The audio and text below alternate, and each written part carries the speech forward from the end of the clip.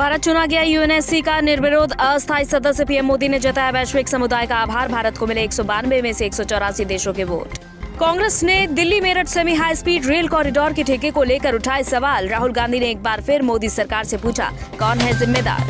देश में लगातार बढ़ रहे पेट्रोल डीजल के दाम। अंतर्राष्ट्रीय बाजार में कच्चे तेल के दाम में गिरावट के बावजूद 12वें दिन भी तेल मार्केटिंग कंपनी ने कीमतों में किया इजाफा। यूएनएससी में भारत को 2 साल तक के लिए अस्थायी सदस्य चुने जाने के बाद अब पीएम मोदी के वैश्विक नेतृत्व पर मुहर लग चुकी है। भारत को बुधवार को संयुक्त राष्ट्र सुरक्षा परिषद का अस्थायी सदस्य चुना गया। भारत को 192 में से 184 देशों का वोट मिला। भारत 2 साल के लिए अस्थायी सदस्य रहेगा। यह 8वां मौका है जब भारत यूएनएससी का अस्थायी सदस्य बना है। वहीं प्रधानमंत्री नरेंद्र मोदी ने भी भारत के चुने जाने पर खुशी जताई है। पीएम मोदी ने कहा है कि भारत वैश्विक शांति और सुरक्षा को बढ़ावा देने के लिए काम करेगा। भारत 2011-2012 में भी अस्थायी सदस्य था। प्रधानमंत्री ने अपने ट्वीट में कहा, संयुक्त राष्ट्र सुरक्षा परिषद में भारत की सदस्यता के लिए वैश्विक समुदाय द्वारा दिखाए गए भारी समर्थन के लिए दिल से आभारी हूँ। भारत वैश्विक शांति, सुरक्षा, लचीलापन और एकता को बढ़ावा देने के लिए सभी सदस्य देशों के साथ काम करेगा। यूएनएससी में भारत के अस्थायी सदस्य बनने के मायने ये हैं कि प्रधानमंत्री मोदी के वैश्विक नेतृत्व पर मुहर लग गई है। भारत यूएनएससी का 8वीं बार अस्थायी सदस्य चुना गया। इसका मतलब है कि सुरक्षा परिषद में स्थायी सदस्यता पर भी भारत का दावा मजबूत हुआ है। 192 वोटों में से भारत के पक्ष में 184 वोट मिले, यानी भारत कोरोना के बाद की दुनिया की अगुवाई करेगा। 2021-22 तक के लिए यूएनएससी का अस्थायी सदस्य बना है। इसके मायने ये हैं कि दुनिया भर में शांति और सुरक्षा सुनिश्चित करेगा। भारत और चीन के बीच हुई हिंसक झड़प के बाद एक कर्नल समेत 20 भारतीय जवानों ने अपनी जान गंवाई, जिसके बाद से पूरे देश के साथ साथ विपक्ष की ओर से भी आक्रोश जताया जा रहा है। कांग्रेस ने एक बार फिर से पीएम मोदी से सवाल किए हैं। लद्दाख स्थित गलवान घाटी में भारत और चीनी सैनिकों के बीच हुई झड़प में एक कर्नल समेत 20 भारतीय जवानों ने अपनी जान गंवाई, जिसके बाद से पूरा देश और विपक्ष गुस्से में है। वहीं कांग्रेस के पूर्व अध्यक्ष राहुल गांधी भी मोदी सरकार पर लगातार सवालिया निशान खड़े कर रहे हैं। राहुल गांधी ने एक बार फिर मोदी सरकार से पूछा है कि कौन जिम्मेदार है। भाई और बहनों, चीन ने हिंदुस्तान के शस्त्रहीन सैनिकों की हत्या करके एक बहुत बड़ा अपराध किया है। मैं पूछना चाहता हूं, इन वीरों को बिना हथियार खतरे की ओर किसने भेजा और क्यों भेजा? कौन जिम्मेदार है? चीन की नापाक हरकत के बाद से हर तरफ चीन का बहिष्कार करने की मांग की जा रही है। इस बीच कांग्रेस ने Delhi Meerut semi high speed railway corridor का ठेका चीनी कंपनी को दिए जाने का मामला उठाया है। पिछले दिनों ही यह ठेका चीनी कंपनी को मिला है। कांग्रेस महासचिव प्रियंका गांधी वाड्रा ने गुरुद्वार को ट्विटर पर लिखा, हमारे 20 जवान शहीद हुए हैं। ऐसे में केंद्र सरकार को मजबूत संदेश देना चाहिए, लेकिन सरकार ने Delhi Meerut semi high speed rail corridor का ठेका चीनी कंपनी को सौंपकर घुटने टेकने जैसी रणनीति अपनाई है। तमाम भारतीय कंपनियां भी इस कॉरिडोर को बनाने के काबिल है। चीनी सीमा पर विवाद के बाद भारत सरकार ने उन प्रोजेक्ट्स की समीक्षा शुरू कर दी है जो चीनी कंपनियों को दी गई है। इसमें दिल्ली मेरठ RRTS प्रोजेक्ट भी है। सरकार की ओर से बिड को कैंसिल करने के लिए सभी कानूनी पहलुओं को देखा जा रहा है। माना जा रहा है कि इस बिड को सरकार रद्द कर सकती है। लॉकडाउन खुलने के बाद से लोगों की परेशानी और भी ज्यादा बढ़ गई है, क्योंकि पेट्रोल डीजल के दाम लगातार दोगुनी तेजी के साथ बढ़ रहे हैं। जनता को पहले ही कोरोना संकट के कारण परेशानियों का सामना करना पड़ रहा था और अब उनकी जेब पर दोगुनी मार पड़ रही है। ये रिपोर्ट देखें। लॉकडाउन के बाद महंगाई आपको पहले से ज्यादा परेशान करने वाली है। जब से लॉकडाउन खुलना शुरू हुआ है, तभी से पेट्रोल डीजल के दामों में लगातार बढ़ोतरी की जा रही है। अंतर्राष्ट्रीय बाजार में कच्चे तेल के दाम में गिरावट के बावजूद आज 12वें दिन भी तेल मार्केटिंग कंपनी ने कीमतों में इजाफा कर दिया है।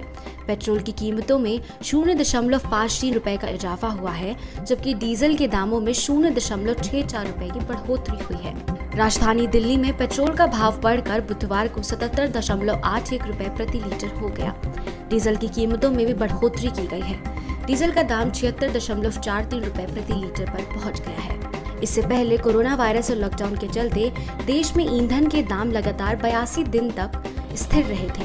कंपनियों ने रोज कीमतें बदलने के नियम को कुछ समय के लिए स्थगित कर दिया था, लेकिन जैसे जैसे लॉकडाउन में ढिलाई देना शुरू हुआ तो वैसे वैसे पेट्रोल और डीजल के दामों में भी इजाफा होने लगा है। जन अधिकार पार्टी के अध्यक्ष पप्पू यादव ने आज पटना की सड़कों पर उतरकर अपने समर्थकों के साथ प्रदर्शन किया और साथ ही साथ बिहार के सभी शहीद हुए जवानों के परिजनों को 1-1 लाख का मुआवजा देने की भी बात कही है। इस दौरान उन्होंने चीन कंपनियों के विज्ञापनों पर कालिक पोती। जन अधिकार पार्टी के अध्यक्ष पप्पू यादव गुरुवार को अपने समर्थकों के साथ पटना की सड़कों पर उतरे और चीनी सामानों का विरोध करने की अपील करते हुए चीनी कंपनियों के विज्ञापन पर कालिक लगाकर उसे हटाने की मांग की।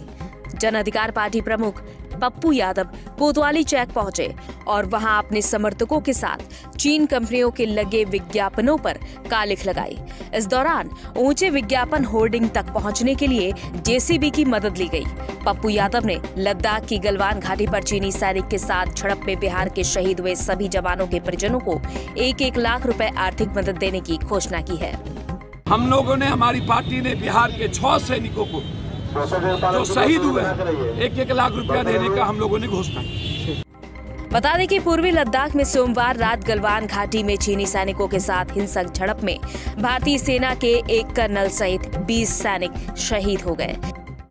आप चुप हैं, औकात है नहीं लड़ने की, तो आप चाइनीज सामानों पर बैन क्यों नहीं लगाते? आप एडवर्टाइजमेंट पर बैन क्यों नहीं लगाते? इसलिए हम लोगों ने तय किया है कि जो भी चाइनीज एडवर्टाइजमेंट कोई भी हीरो कोई कंपनी करेगा, हम लोग बिहार उसका बहिष्कार करेंगे, उस पर हम उसको सारी एडवर्टाइजमेंट कंपनी के खिलाफ। फिलहाल भारत चीन के बीच हुई हिंसक झड़प के बाद से लोगों ने चाइनीज सामानों के बायकॉट की मुहिम छेड़ दी है। अब देखने वाली बात यह है कि चाइनीज सामानों के बहिष्कार को कब अमल में लाया जाएगा। और आइए चलते हैं भारत का मिनी तिब्बत कहे जाने वाले मजनू का टीला की तरफ, जहां पर तिब्बतियों का क्या कहना है भारत और चीन के बीच हुई हिंसक झड़प को लेकर। आइए देखते हैं। उनके पूर्वजों ने 1959 के तिब्बती विद्रोह के मद्देनजर भारत को पार किया और दिल्ली के मजनू का टीला को अपना घर बनाया। बच्चे, जिनमें से अधिकांश यमुना नदी के इस छोटे से शरणार्थी शिविर में पैदा हुए थे, चीनी द्वारा अत्याचार की कहानियां सुन सुनकर और अपने लंबे समय से खोए हुए देश में एक मायावी जीवन के लिए तरस रहे थे। जी हां, हम बात कर रहे हैं दिल्ली स्थित मजनू का टीला के बारे में, जिसे मिनी तिब्बत के नाम से भी जाना जाता है।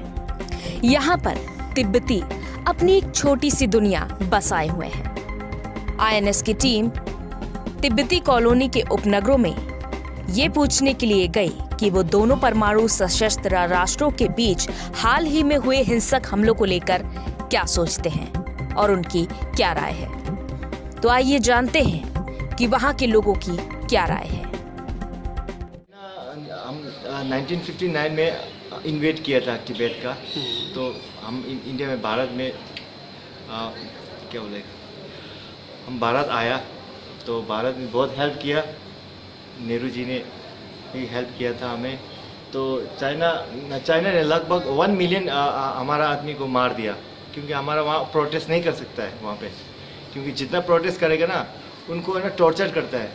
उनके लिए जितना टॉर्चर के लिए ना उनके लिए अलग अलग वेपन्स होता है, इतना मैं बोल भी नहीं सकता, इतना ख़राब वेपन्स है। लड़की के लिए तो अलग है, लड़का के लिए अलग है। और लामा लोग को बहुत लामा लोग को मार दिया, अभी 1 मिलियन इतना तो मार दिया। तो हम भी अभी रिफ्यूजी में बैठा है, तो इंडिया बहुत मेहरबानी है कसम से। अब जब चाइना अब जब चाइना इंडिया पे वॉर कर रहा है तो उसको आप कैसे देखते हैं? जी, हम फुल इंडिया के साथ है। तो हमें जो चाइना का प्रोडक्ट है, जो वीवो, ओप्पो, ये सब ज़्यादातर यहाँ लेता है, तो वो नहीं लेना चाहिए था। तो इनका इकोनॉमी डाउन करने से मेन एक मुद्दा होता है, क्योंकि हम लोग पीसफुल है, हम लोग तो लड़ाई झगड़ा में नहीं है। हम ये सारा इंडिया का अपना ही है, तो चीन से तो बात करने का सवाल ही बनता नहीं है, पैदा ही नहीं होता है कि बॉर्डर कैसे बॉर्डर बात करेंगे। तो आप इसको किस नज़रिए से देखते हैं, जो इस समय लगातार सैनिक मारे जा रहे हैं? गलत है, ठोकना चाहिए। हम तो कहते हैं ठोकना चाहिए इनको। हाँ, ये किसी बातचीत का कोई समाधान नहीं है। बातचीत से कोई समाधान नहीं है, इनको तो ठोकना चाहिए। बाकी ये आज तक देखो चीन ने कितना देश को अंडर कर रखा है, कोई किसी से बात हल हो रहा है? नहीं हो रहा अभी तक। अत्याचार हो रहा है, सिर्फ जुर्म हो रहा है। वहीं शरणार्थी कॉलोनी के केंद्र में तिब्बती मंदिर के पास एक गैर तिब्बती लेकिन क्षेत्र का निवासी बालकृष्ण, जिसका क्या कहना है आपको सुनाते हैं। कड़ा कदम उठाना चाहिए और सरकार को इसके ऊपर कुछ न कुछ कार्रवाई करना चाहिए। तो जब ये हमारे देश का भविष्य है, इसके यदि इस पर कोई शासन करता है तो अच्छा नहीं है ना, क्योंकि हमारा देश तो पहले से एक वो है। और इसके ऊपर यदि हमारे देश के प्रधानमंत्री ने कहते हैं कि हम बहुत अच्छा कर सकते हैं, तो क्यों नहीं कर सकते? इसके लिए भी उनको करना चाहिए। चाइना से ना थोड़ा बातचीत करनी चाहिए, अगर बातचीत नहीं माना तो कुछ भी हो सकता है। जैसा कि काफ़ी समय पहले चाइना ने तिब्बत पर वॉर किया था और हथियार लिया था, अब वो सारे तिब्बतन भारत में हैं और अब वो भारत पर हमला कर रहा है, तो उसको लेके आप क्या करेंगे? उसके लिए तो अभी लोगों को समझ में नहीं आ रहा अभी ना भाई। वैसे अब चाइना लोगों ने वो कर रखा है कोरोना की, तो उसमें काफ़ी वो भी हो रहा है, परेशान हो रहा है। हमें तो नहीं है, खाली तिब्बत को नहीं है, खाली इंडिया को ही परेशान हो रहा है, हर जगह परेशान हो रहा है। फिलहाल गलवान की घुमावदार घाटी से सैकड़ों किलोमीटर दूर दिल्ली के मिनी तिब्बत कहे जाने वाले मजनू का टीला के लोगों की राय इस ओर इशारा करती है कि भारत इन लोगों के दिलों में बसता है।